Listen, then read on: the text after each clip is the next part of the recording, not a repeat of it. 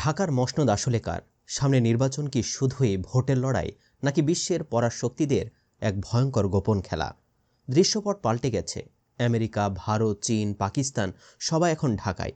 কিন্তু কারবাজি কার ওপর? ভারত কি তার পুরনো মিত্রকে ছেড়ে এখন বিএনপির ওপর ভরসা করছে?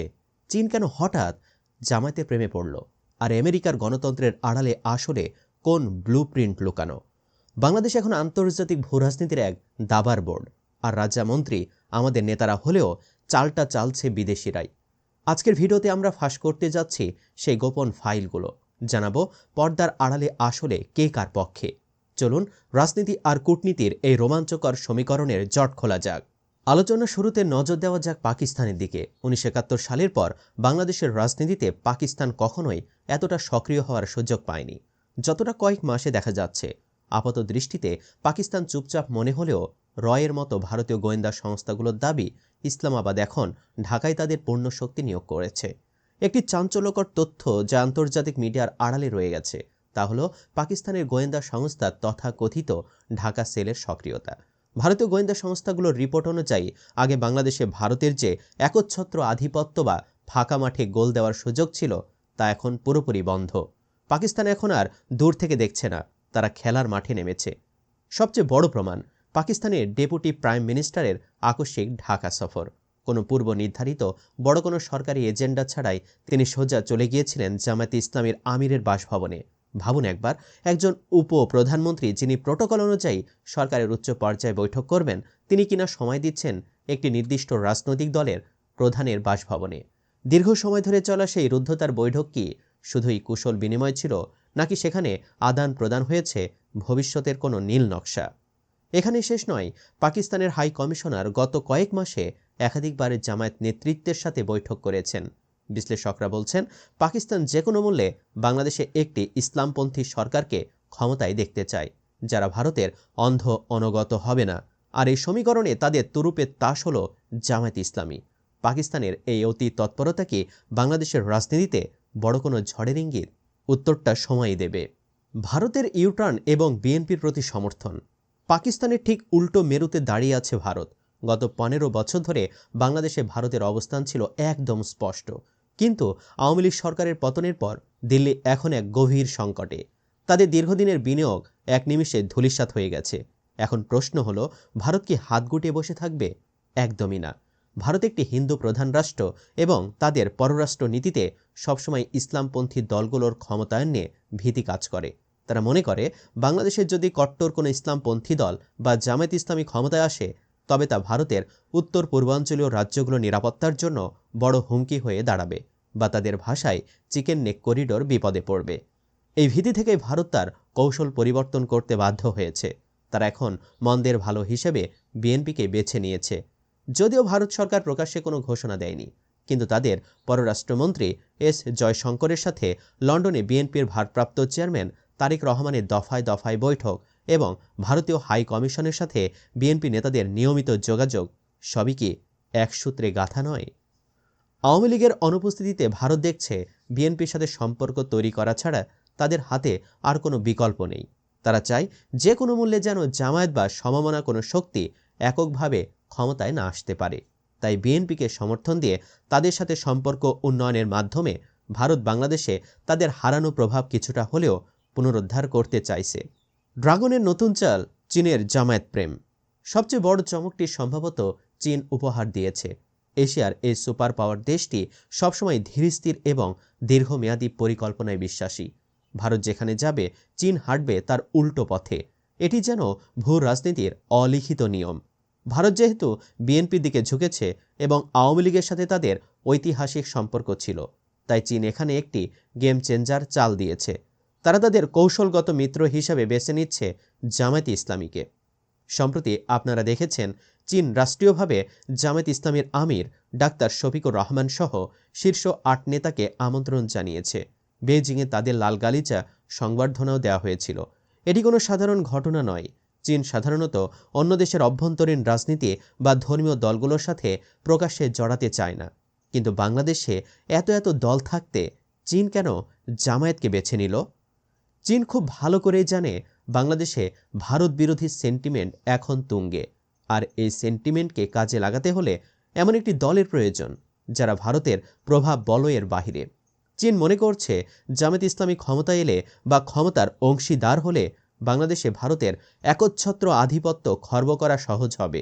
এছাড়া চীনের বেল্ট অ্যান্ড রোড ইনিশিয়েটিভ এবং বঙ্গোপসাগরে তাদের প্রবেশাধিকার নিশ্চিত করতে তারা একটি শক্তপোক্ত মিত্র খুঁজছে, যারা দিল্লির দিকে তাকিয়ে সিদ্ধান্ত নেবে না। আমেরিকার রহস্যময় ভূমিকা, গণতন্ত্র নাকি অন্য কিছু? এবার আসা যাক বিশ্বের মোড়ল আমেরিকার কথাই। মুখে তারা সারাদিন গণতন্ত্র, মানবাধিকার এবং বাক স্বাধীনতার বুলি আওড়ালেও তাদের সাম্প্রতিক কর্মকাণ্ড দেখলে যে কেউ বিভ্রান্ত হতে বাধ্য। রাশিয়া যেমন বিএনপিকে মৌন সমর্থন দিচ্ছে, আমেরিকা ঠিক তেমনি জামায়াত ইসলামীকে এক প্রকার গ্রিন সিগন্যাল দিয়ে রেখেছে বলে মনে করছেন বিশ্লেষকরা। আপনারা হয়তো লক্ষ্য করেছেন, গত কয়েক মাসে পশ্চিমা বিশ্বের কূটনীতিকরা, বিশেষ করে ইউরোপীয় ইউনিয়নের প্রতিনিধিরা ঘন ঘন জামায়াত নেতাদের সাথে বৈঠক করছেন।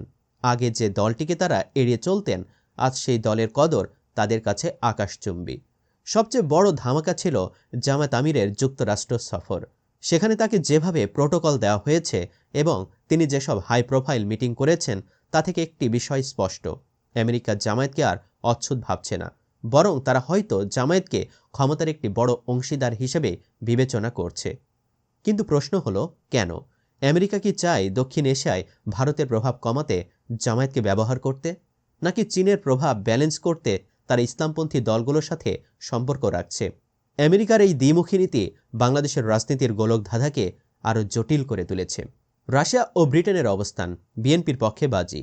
আমেরিকার প্রধান প্রতিদ্বন্দ্বী রাশিয়া কিন্তু চুপ করে বসে নেই। বিশ্ব রাজনীতিতে যেখানে আমেরিকা, সেখানেই রাশিয়ার বিপরীত অবস্থান।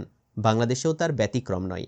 সম্প্রতি রাশিয়ার হাই কমিশনারের সাথে বিএনপির শীর্ষ নেতাদের বৈঠক প্রমাণ করে মস্কো চায় বাংলাদেশে এমন একটি সরকার আসুক যাদের সাথে কাজ করা সহজ হবে, এবং তাদের ক্যালকুলেশনে বিএনপি সেই শক্তি।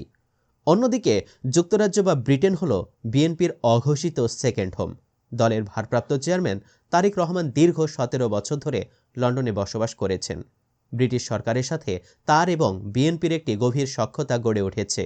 ব্রিটিশ কূটনীতিকদের নিয়মিত তারেক রহমানের সাথে বৈঠক এবং বিএনপির প্রতি তাদের নমনীয় মনোভাব বুঝিয়ে দেয় লন্ডন চাই আগামীতে বিএনপি ঢাকার মসনদে বসুক। মুসলিম বিশ্বের আবেগ তুরস্ক ও মিশর। এই পুরো ভূ রাজনৈতিক দাবা খেলায় সবচেয়ে আবেগপ্রবণ এবং একই সাথে সুদূর প্রসারী চালটি চালছে তুরস্ক, আর এর সাথে আদর্শিক এক অদৃশ্য সুতোই বাঁধা আছে মিশর। বিষয়টি শুধু ধর্মের নয়, এর পেছনে রয়েছে এক বিশাল জিওপলিটিক্যাল এজেন্ডা। প্রথমে তুরস্কের দিকে তাকানো যাক। প্রেসিডেন্ট রিসেপ তাইপ এরদোগান নিজেকে বর্তমান মুসলিম বিশ্বের অঘোষিত খলিফা বা নেতা হিসেবে প্রতিষ্ঠিত করতে চান। তার এই নিও অটোম্যান পররাষ্ট্র নীতিতে বাংলাদেশ একটি অতি গুরুত্বপূর্ণ দাবার গুটি। আপনাদের নিশ্চয়ই মনে আছে, বাংলাদেশে যখন যুদ্ধ অপরাধের দায়ে জামায়াত নেতাদের ফাঁসি কার্যকর করা হচ্ছিল, তখন সারা বিশ্ব চুপ থাকলেও একমাত্র গর্জে উঠেছিল তুরস্ক। এরদোগান তখন সরাসরি বাংলাদেশের অভ্যন্তরীণ বিচার ব্যবস্থা নিয়ে প্রশ্ন তুলেছিলেন। প্রতিবাদের ভাষা এতটাই তীব্র ছিল যে ঢাকা থেকে নিজেদের রাষ্ট্রদূত পর্যন্ত প্রত্যাহার করে নিয়েছিল আঙ্কারা।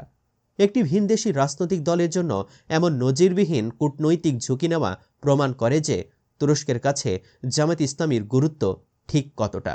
বর্তমানে তুরস্ক তাদের কৌশল কিছুটা বদলেছে। তারা এখন সরাসরি তর্কের চেয়ে সফট পাওয়ার বা নমনীয় শক্তির ব্যবহারে বেশি আগ্রহী। শিক্ষা ও সংস্কৃতি। তুরস্কের সরকারি স্কলারশিপে প্রতি বছর শত শত বাংলাদেশি ছাত্র তুরস্কে যাচ্ছে।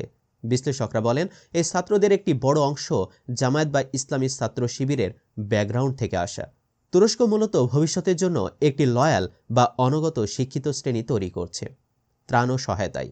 যে কোনো প্রাকৃতিক দুর্যোগে তুরস্কের এনজিও এবং সরকারি সংস্থাগুলো সবার আগে জামায়াত অধ্যুষিত এলাকাগুলোতে ত্রাণের হাত বাড়িয়ে দেয়।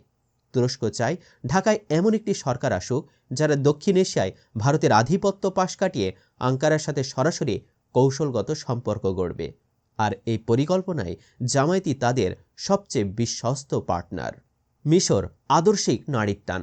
মিশরের বিষয়টি একটু ভিন্ন, কিন্তু অত্যন্ত গভীর। মিশরের রাজনীতিতে বর্তমানে সামরিক শাসক সিসি ক্ষমতায় থাকলেও দেশটির আত্মায় মিশে আছে মুসলিম ব্রাদারহুড বা ইখওয়ানুল মুসলিমিন। আর বাংলাদেশের জামায়াত ইসলামী মূলত এই মুসলিম ব্রাদারহুডেরই দক্ষিণ এশীয় সংস্করণ বলে অনেকেই মনে করেন। মওদুদি এবং হাসান আল বান্নার আদর্শিক দর্শনে বিশ্বাসী এই দুই দলের ডিএনএ কার্যতই নাকি এক, যদিও মিশরের বর্তমান সরকার জামায়াতের পক্ষে নয়। কিন্তু গ্লোবাল ইসলামিক মুভমেন্টের আন্ডারগ্রাউন্ড নেটওয়ার্ক এবং মিশরের সাধারণ জনগণের সেন্টিমেন্ট জামায়াতের পক্ষেই বলে ধরে নেওয়া যায়। ইদানিং আন্তর্জাতিক মিডিয়ার কিছু রিপোর্টে ইঙ্গিত দেওয়া হচ্ছে যে মধ্যপ্রাচ্যের যেসব দেশ পলিটিক্যাল ইসলাম বা রাজনৈতিক ইসলামকে প্রমোট করে, যেমন কাতার এবং তুরস্কের একটি ব্লগ, তারা মিশরের নিষিদ্ধ ঘোষিত ব্রাদারহুড নেতাদের মাধ্যমে বাংলাদেশের জামায়াতকে পরামর্শ ও ফান্ডিংয়ের নতুন রুট তৈরি করে দিচ্ছে। জামায়াত নেতারা মিশরের মুরসি সরকারের পতন থেকে শিক্ষা নিয়ে বাংলাদেশে তাদের ভবিষ্যৎ কর্মপন্থা ঠিক করছেন বলে ধারণা করা হয়। তুরস্ক বা ভারত যতটা ঢাকঢোল পিটিয়ে রাজনীতির মাঠে নেমেছে, মধ্যপ্রাচ্যের দুই পরাশক্তি সৌদি আরব ও ইরান ঠিক ততটাই খেলছে পর্দার আড়ালে। তাদের এই নীরবতা আসলে সম্মতির লক্ষণ নয়, বরং গভীর কৌশলের অংশ। প্রথমে আসা যাক সৌদি আরবের কথাই। সাধারণ মানুষের মনে একটা ধারণা প্রচলিত আছে যে সৌদি আরব মানে হয়তো চোখ বন্ধ করে ইসলামপন্থী দল বা জামাতে ইসলামীর সমর্থন। কিন্তু বাস্তবতা এখন আর আগের মতো নেই। ক্রাউন প্রিন্স মোহাম্মদ বিন সালমান, যাকে আমরা MBS নামে চিনি, তিনি সৌদি আরবের ক্ষমতা গ্রহণের পর দেশটির পররাষ্ট্র নীতিতে 180 ডিগ্রি পরিবর্তন এনেছেন।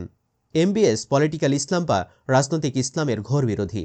তিনি মনে করেন মুসলিম ব্রাদারহুড এবং তাদের মতাদর্শের দলগুলো রাজতন্ত্রের জন্য হুমকি।